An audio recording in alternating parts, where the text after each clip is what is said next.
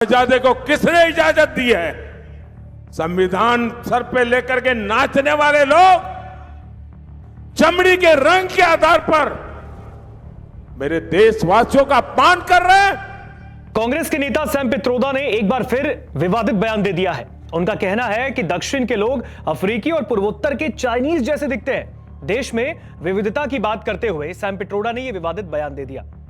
एक इंटरव्यू में उनकी तरफ से कहा गया कि यह देश काफी विविध है, सभी एकजुट रहते हैं, लेकिन संदेश देने के लिए जिन शब्दों का प्रयोग उन्होंने किया उस पर एक नया बखेड़ा छिड़ गया है।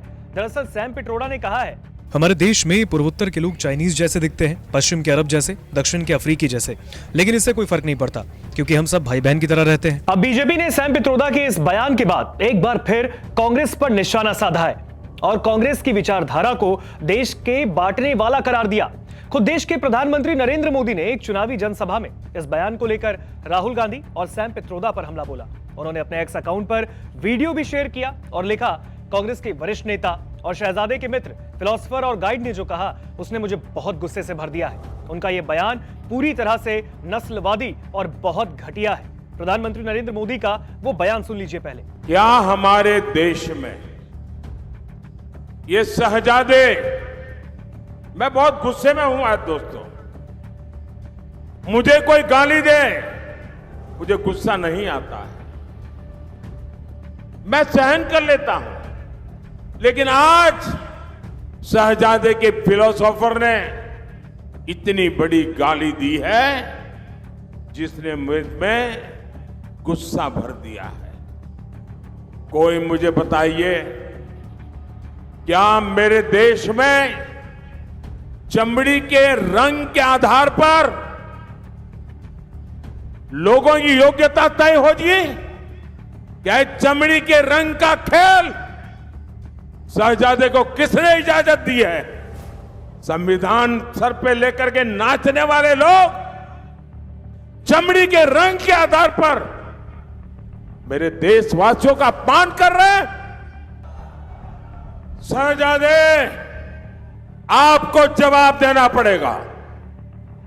चमड़ी के रंग के आधार पर मेरे देशवासियों का अपमान मेरा देश सहन नहीं करेगा और मोदी तो कतई नहीं करेगा। सैम पित्रोदा का बयान सामने आते ही कांग्रेस ने पित्रोदा के बयान से किनारा ही कर लिया। कांग्रेस के महासचिव जयराम रमेश ने सोशल मीडिया पर साझा एक पोस्ट में लिखा कि सैम पित्रोदा ने भारत की विविधता को बताने के लिए जिन उपमाओं का इस्तेमाल किया है वे दुर्भाग्यपूर्ण और अस्वीकार्य है। इसके साथ ही उन्होंने सैम पित्रोदा के बयान पर अपना रिएक्शन भी दिया। आप जयराम रमेश का वो बयान भी सुनिए।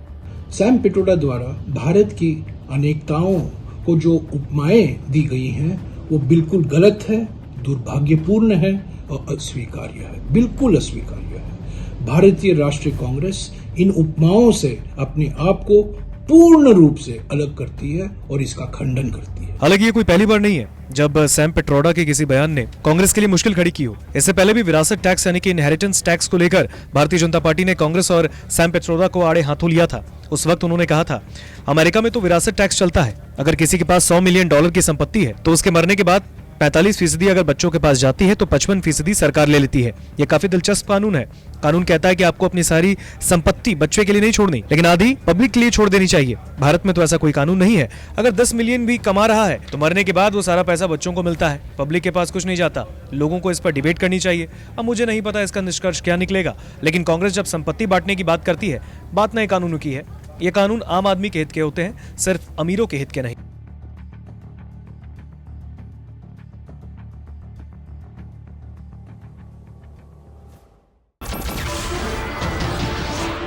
नमस्कार, मैं हूं मानक गुप्ता। अगर आपको हमारा ये वीडियो पसंद आया हो तो इसे लाइक और शेयर जरूर करें और हां, हमें सब्सक्राइब और फॉलो करना ना भूलें ताकि आप देश और दुनिया की कोई खबर मिस ना करें। तो जुड़े रहिए हमारे साथ और देखते रहिए न्यूज़ 24।